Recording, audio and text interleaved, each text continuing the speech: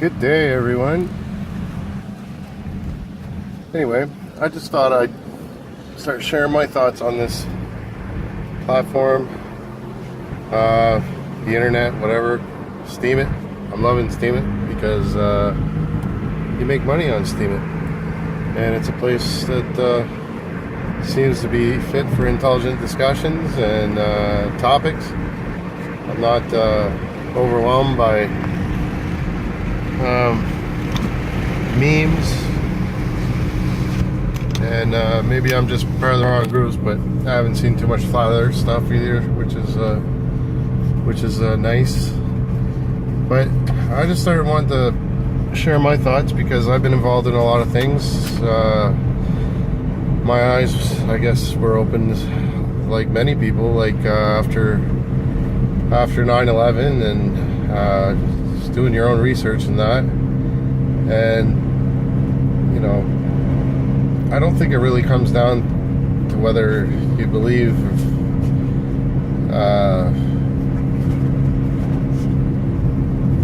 they were taken down by hijackers or whether they were taken down, you know, as an inside job, and everybody can have their own opinions on that. But the point is, there's no way that what you were told is accurate. You know, it doesn't add up. And what I always find funny to hear is, you know, you have the conspiracy theorists and you have the skeptics. And, you know, I hate to be the one to burst everybody's bubble on the skeptic side, but you're not a skeptic because you have a belief. You know, if you believe that it was, you know, terrorists, then you're harboring a belief. And if you believe that it was an inside job, then you're also harboring a belief. And both are conspiracy theories. And either way, each is a conspiracy. So, you know, I hear about, oh, conspiracies are retarded, and this and that. Well, guess what? The way I see it, really, the world, and the business world especially, that's conspiracy and business is synonymous. I mean, that's the whole deal, is trying to keep information from your competition and controlling information, and, you know, like, you're doing all that stuff because that's just nature of business. You got to have the upper hand on the other guy. And so there you go. That's conspiracies. I mean, you had conspiracies all your life.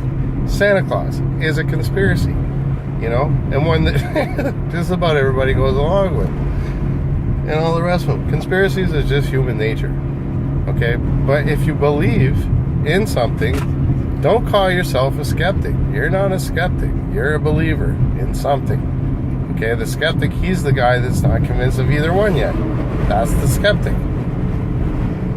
So, now that I got that off my chest, I'm just coming up here to get some water. Some good spring water. And I come up here often enough because the water that we drink in the city, even though in Moncton, which is where I live, we're pretty lucky because there's no fluoride.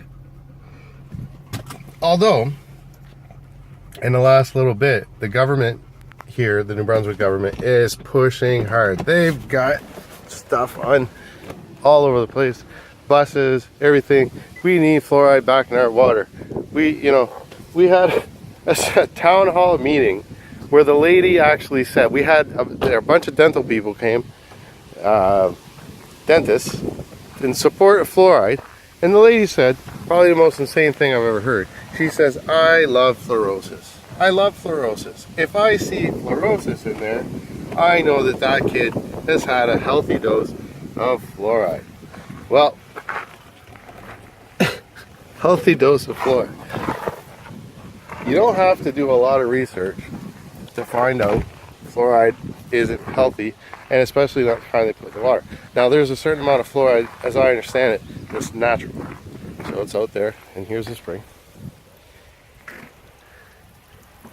See if you can see it.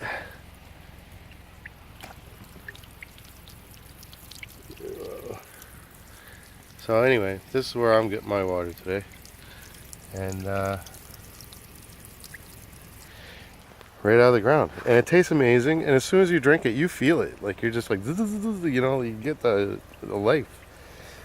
It's living water.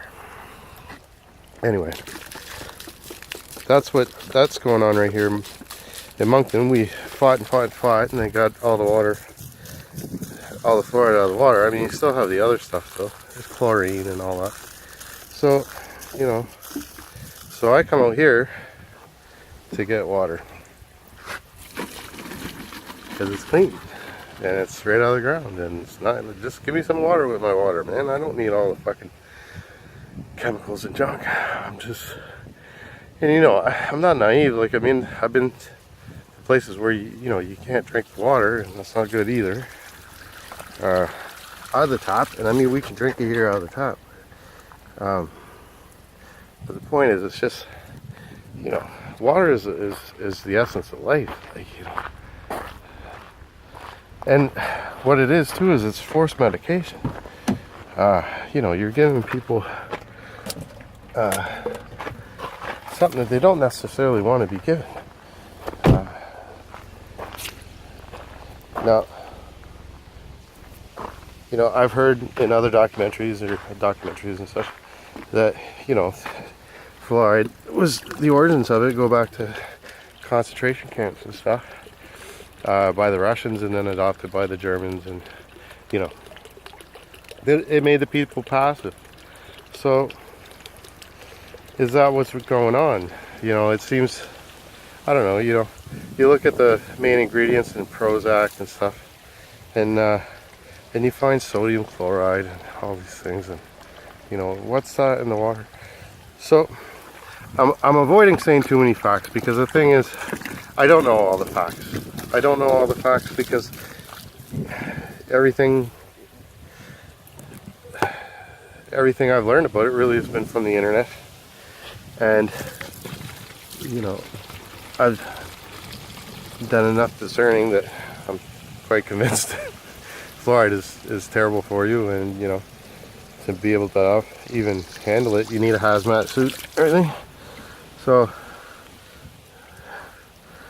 it'll eat through concrete, it'll eat through metal, but it's perfectly fine to go and put that in the water. The most toxic thing on earth that isn't radioactive for humans. There, I got about 4 liters now. I also just quit smoking cigarettes last week, so I have to make a point of this now. Or I want to make a point of it. You know, drinking good healthy water, purge my system of toxins and stuff like this. And I'm telling you, like, I mean, anybody that knows or has seen the studies from Dr. Emoto, I believe is his name, with the water molecules and stuff, and showing that, you know, water has memory. Water has memory. And it seems the water that we see in the reservoirs and stuff, and what we get through the taps, is really, it's dead water. It's not alive. Hold on, I gotta put my seatbelt on. There's another guy behind me getting water. So, water. How good is the water around you? How good is the water in your town? And gotta watch here.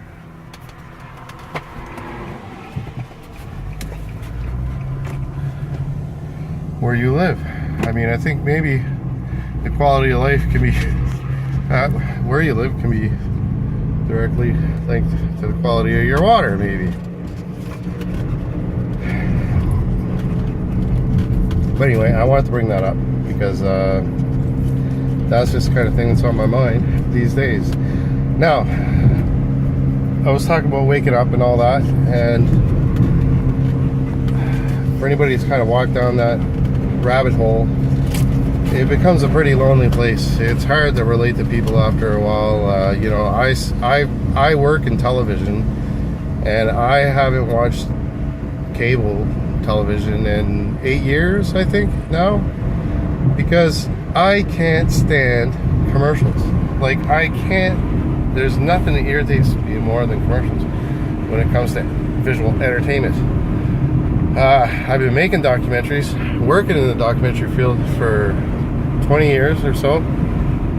Before that, I was studying to be a psychologist, and I was studying a lot of philosophy, and that's what led to doing this, because at one point I had made a video on freedom, and that was the project. So I made this video on freedom, and I knew a couple guys who were tattoo artists, and this is back like 1997 or 6.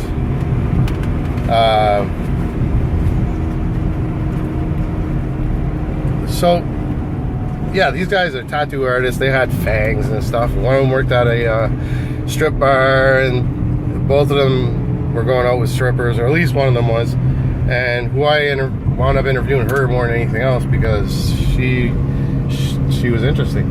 And although I interviewed them all, you know, I interviewed this stripper about what, you know, is she more free than the average person because of the lifestyle she chose. This is back, you know, I'm younger than I'm 22. This is 20 years ago, over 20 years ago. But anyway, I got an A+ on that, and showed it to my friend who worked at the Weather Network here in Moncton, and now he's gone on. Now he works for SwearNet and the Trailer Park Boys. But he told me I was missing my calling there, and I kind of agreed, because I was very interested in that. I get the TV thing just seemed like, you know, like something unattainable. Like it you know, you became, where I live anyway, you went to work at the train station or factory or whatever. Like there wasn't, that just seemed like bigger than life a little bit, but it wasn't. And I went and took a course for a couple of years, and I learned you know, how to make television and film, and the rest is history. After that, I probably worked on hundreds of documentaries now, and productions, and you know, got to do some pretty cool stuff there. And I've had a couple of pet projects too. Almost everything I do is for broadcast, but I have, you know, made a couple films online you can look up. There's one called Healing Cancer with Cannabis, and that's the story of Rick Simpson. And those of you who don't know who Rick Simpson is, he's a guy that from Amherst, Nova Scotia, that kind of accidentally, well, not accidentally, but, well, yeah, he accidentally cured his own cancer, but he was with cannabis oil. But what he was originally looking for was just relief from these, from the concussion. He had this like ongoing concussion that I forget the technical term for it there, but it's basically just a ring in the head that never goes away, and a lot of people wind up blowing their heads off. And Rick was no exception. He almost did, but in pursuing his own healing and being frustrated with the doctors and their pills and all that kind of stuff, he turned to cannabis.